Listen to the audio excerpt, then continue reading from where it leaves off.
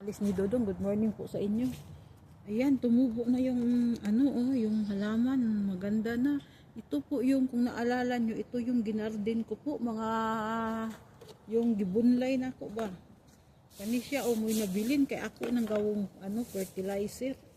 Yung binutas, doon natin yan ilalagay.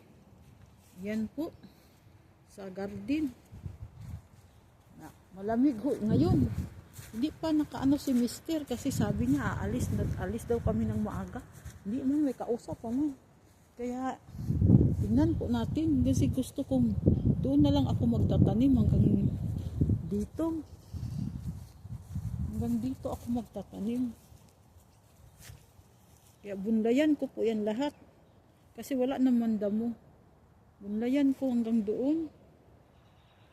Kaya sayang naman ang panahon ko.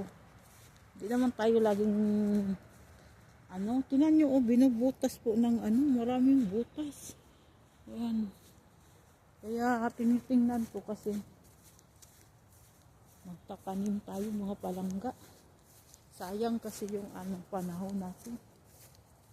Hindi naman ako pwede dito magtanim.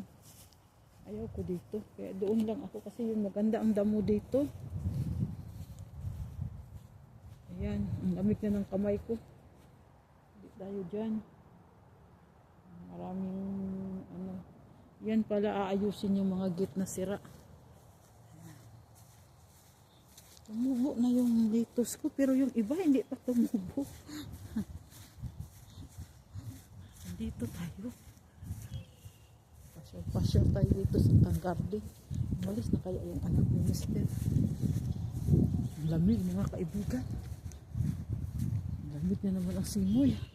Kala mo sa ato pa December. Malamig. Napapasok tayo mga kaibigan. Nandyan pa yung anak ni Mister, hindi pa umalis.